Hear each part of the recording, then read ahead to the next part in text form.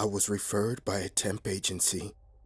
I had no idea who I would be working for or what the job would entail. I only knew that the pay was good. A week-long excursion at $7.25 a night.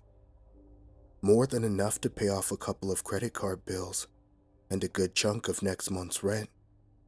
For that price, I would have done almost anything. I only wish I knew at the time just what I was getting myself into. When I arrived at the address, I was surprised. It was a large facility at the end of a dirt road in the woods, 2 towns over. The large sign outside read, Syntheticorp.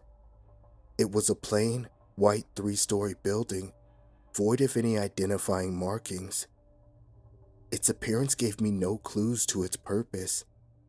Its location was even more baffling. Going off the name alone, I had to assume it was some sort of biotech company. I was probably needed to clean up radioactive waste, or something to that end. For what they were paying me, I would happily risk my health. Upon entering the building and meeting with the receptionist, I was directed to room 371 on the 2nd floor, where I would wait for Al, my new boss. It was your standard office setting, albeit more quaint than usual. Red carpet, white walls, but no windows. Only 6 desks in 3 rows of 2, each with their own computer. At the back of the room was a large wall covered by a one-way mirror, an opening with steps on either side of it. Inside was a single chair, desk, and landline phone. Probably a place for supervisors to oversee productivity. Other than that, the room harbored no points of interest, unless you fancied the waste bin and fern in the corner. An older gentleman opened the door to the room and came over to shake my hand, introducing himself as Al. He seemed to be in a rush, wasting no time in describing the task at hand. I was to stay in that very room from 8 p.m. until 6 a.m. the following day, every night for a week. He left me his cell phone number and a laminated list of rules to be followed. He told me he could not overstate enough the importance of following each and every one, exactly as they were outlined. Once he was sure I understood the gravity of the situation, he left me to my first shift in peace, closing the door behind him. That was it? Really? Just stay in a room for 10 hours a night? I had no clue as to why I was being paid over $5,000 to room sit, but I learned some time ago to never look a gift horse in the mouth. I simply sat down in the overseer's room with a smile on my face and went over the list of rules. There were 10 in total, all of which left me more than a little confused. Rule number 1. Once 8 rolls around, lock the door and do not leave the room for any reason until 6. Plan your bathroom usage and meal periods accordingly. No food or drink items within the room. Rule number 2. Do not use Hank's computer. It's the closest to the exit. No one is ever to touch it, under any circumstances, not even Hank. Rule number 3. If the phone rings, answer it, but do not talk. No matter what the voice on the other end says, you are not to respond. Hang up after 2 minutes have passed. Rule number 4. Do not let the janitor in. We don't have one. Rule number 5. If anyone else comes to the door, let them in, but ignore them. Do not react whatsoever. When they leave, shut the door and lock it behind them. Rule number 6. If the waste bin changes locations, place it back in the corner as soon as you notice. Rule number 7. If I stop by, only let me in if I know the password. Rule number 8. At 9:30 precisely, Set each of the computer's home screens to different URLs, except Hank's. Do not react to the images. Act normal. Rule number 9. If you see Harvey, feed him one of the treats from Lisa's desk, the one opposite Hank's. Rule number 10. If there's an emergency, call my cell, but not after 10:05 p.m. Below the last rule was a final sentiment, scribbled over the laminate in pen. No one has made it past night 3. Good luck. I was perplexed, wondering for a moment if Al was a lunatic and if that was the reason no one else had lasted. Perhaps his quirks were too much for the previous candidates and they backed out, fearing for their safety at the hands of his fragile mind. I wouldn't be swayed so easily. Even if Al was crazy, I would happily take his money for what was shaping up to be a very simple job. At least, that's what I thought. Day 1 was utterly boring. Nothing remarkable happened. Definitely not anything to the extent of what Al's list would have me expect. At 9:30, I even changed the URLs on the computers, if for no other reason than to feel somewhat useful. The next night, however, that was a little different. Day 2 started as it normally did. I settled in for another long night, making sure to eat and empty my bladder before locking myself in.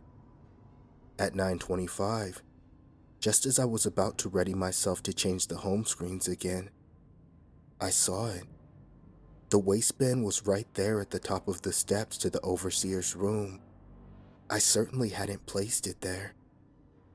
I felt a small spike in my adrenaline before calming down with a smile. The waistband, the list, it was all a joke at my expense. Al would be in the next room, waiting anxiously to see the look on my face. I raced out to the office floor. There was no one there. I walked over to the exit and shook the knob. It was still locked. Confused and a tinge scared, I swiftly picked up the waistband and walked it back over to the corner of the room. I checked the time, 9:30. I started changing the URLs on all of the computers, hoping desperately that I had imagined what just occurred. After skipping Hank's desk, I typed in the last website on PC number 6. I was about to pull away when some strange imagery manifested on the screen. It was surveillance footage of the room, the very room I was in. I saw me looking at the computer. I turned and looked up, but there was no camera. Upon looking back at the screen, I saw something terrifying. I watched as a copy of me stepped out from the overseer's room. It walked up behind me, grabbed a hard drive from one of the desks, and wound up to strike me in the back of the head. I quickly turned to shield myself. There was no one there. I turned back and the screen changed, displaying the website I had entered as normal. I raced back to the overseer's room and sat down, more than a bit frazzled. I contemplated walking out, but I steeled myself to continue. I was fine after all. Maybe Al wasn't a lunatic, but he didn't seem the type to wish me any harm. Not that I knew him all that well. Still, I hadn't sustained any damage. I was questioning my sanity, yes, but no bodily injuries had befallen me. Whatever was at play here, it seemed harmless so far. Knock, knock. There was a loud banging. Having just had the most horrifying experience of my life, I nearly jumped out of my skin. A voice then penetrated the door. "It's the janitor. Just here to clean up. Can you open the door?" I recalled rule number 4 and denied him entry. "You did good not letting him in. You followed the rule. Now you're fine. So long as you follow the rules, you'll be safe." It's as simple as that. You can see this through. Knock, knock. I jumped again. I really need to get in there and clean up. Open the door. I took a deep breath and peeled back my anxiety, successfully ignoring the janitor until he left. This was an accomplishment for me, and it actually felt pretty good. A challenge that I was able to best. Though I remained on the edge of my seat, the next few hours were uneventful. I even dozed off for a moment at one point. It wasn't until 2:30 a.m. that my next challenge would come. A multicolored cat jumped up on the desk in front of me, complete with beautiful splotches of black and orange. I was startled, but it seemed to be friendly, brushing up against my arm. The name on its collar, Harvey. I knew what I had to do. I rummaged through Lisa's desk, found the jar of treats, and fed Harvey one, to which he purred in delight. To my astonishment, he then charged at the door, facing right through it. My mouth was agape in awe. Once my initial bewilderment dissipated, it was replaced with satisfaction over another small victory. As strange as it may sound, I was beginning to like the job. Ring, ring. It was the landline. Remembering the rules, I removed it from the receiver and held it to my ear, making sure to keep an eye on the time. Hey, it's Al. I'm gonna be stopping by pretty soon to do a little work. How's the job treating you so far? I remained silent. Hello? You know you can talk if it's me, right? I picked up the set of rules and looked them over again. There was nothing about Al calling. I didn't respond. This is no way to treat your employer. If you don't say anything, I'll have no choice but to fire you. Do you really want that? I stood my ground. Only 20 seconds to go. Fine. I'll see you soon to relieve you of your duty. I guess you couldn't even make it past night 2. The 2-minute mark came and I hung up on him. I felt safe as another hour went by, reflecting on the trials I had faced thus far. I was bewildered, but determined. I wasn't going to let the room cloud my judgment. I was in control. Knock, knock. It's Lisa. Can I come in? Though hesitant, I had to abide by Rule 5. I opened the door, and a woman entered. You must be the new guy. What do you think of the place? I went back to my desk in the overseer's room and sat down, trying my best to act casual. Lisa walked up to the glass, knowing I could see through it. Not very talkative, are you? Her eyes unnaturally darted around in all directions, and her skin drooped a bit, almost as if it was falling off the bone. I didn't answer. She didn't speak again. Instead, she stared at the glass for a long time, long enough to leave me feeling truly unsettled. She then waltzed in and stopped at my side, raising her arm. I hoped she wouldn't notice that my breathing had become sporadic and labored. She then violently swung down on the desk, creating a thunderous clap. I almost winced, but held my composure. After another awkward 5 minutes or so, she left. I ran to the door and locked it behind her. A few moments later, there was yet another knock. This time, it was a boy, claiming to be searching for his father. I let him in and sat back down.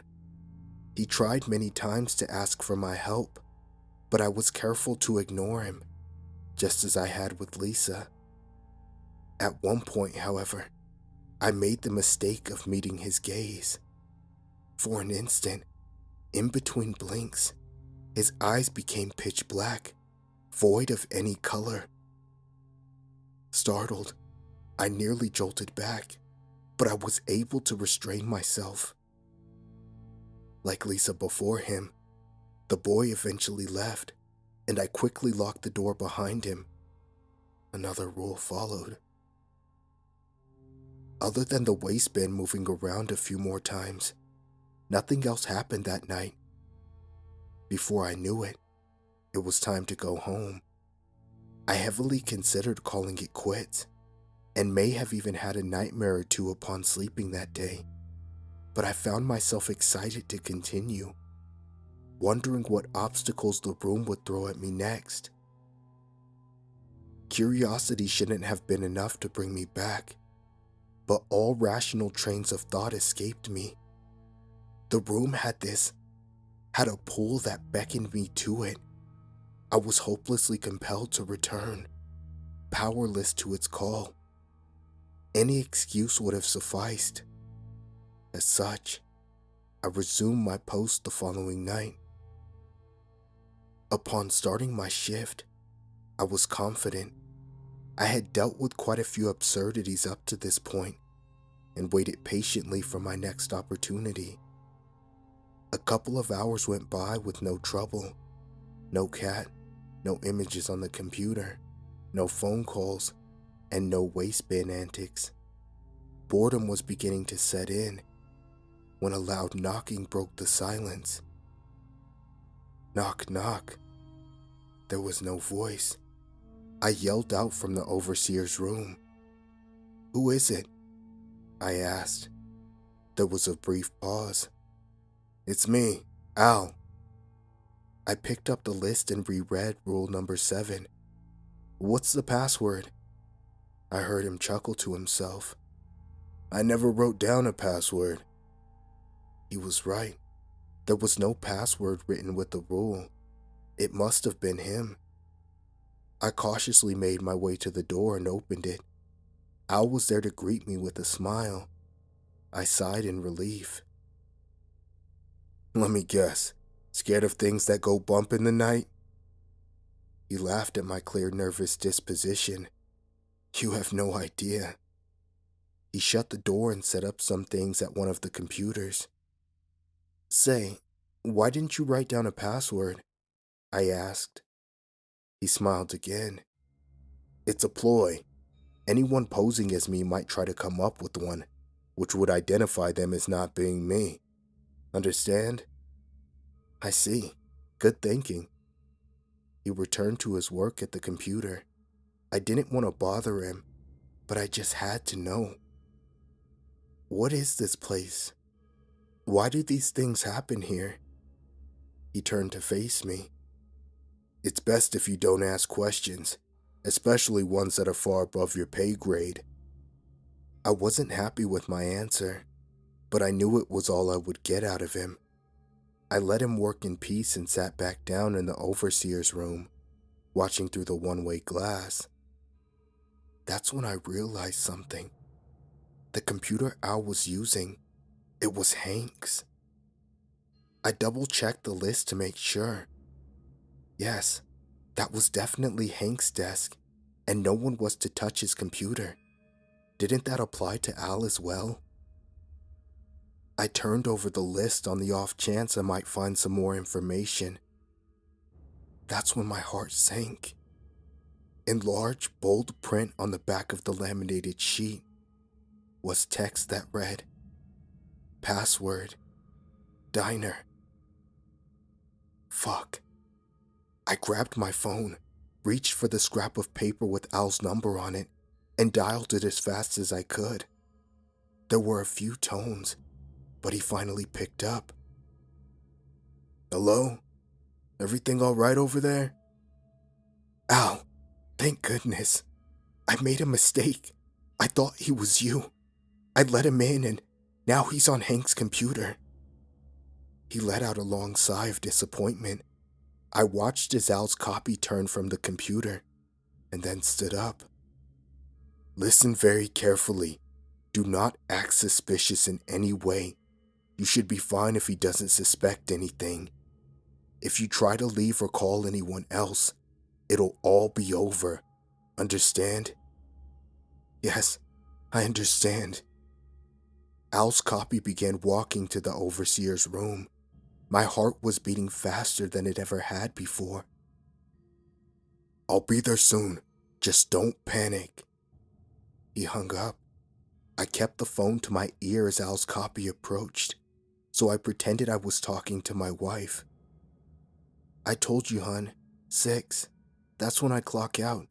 You don't have to wait up for me. No, you worry too much. Please, just get some rest."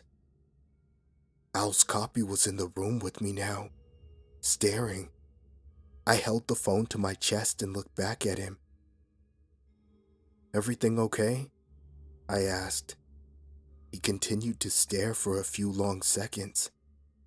"Can you help me with something on the computer?" I wondered if he could see my chest pounding. "Sure, I just need to finish up this phone call. I'll be there as soon as I can." He stared for another moment, and then walked back to Hank's desk.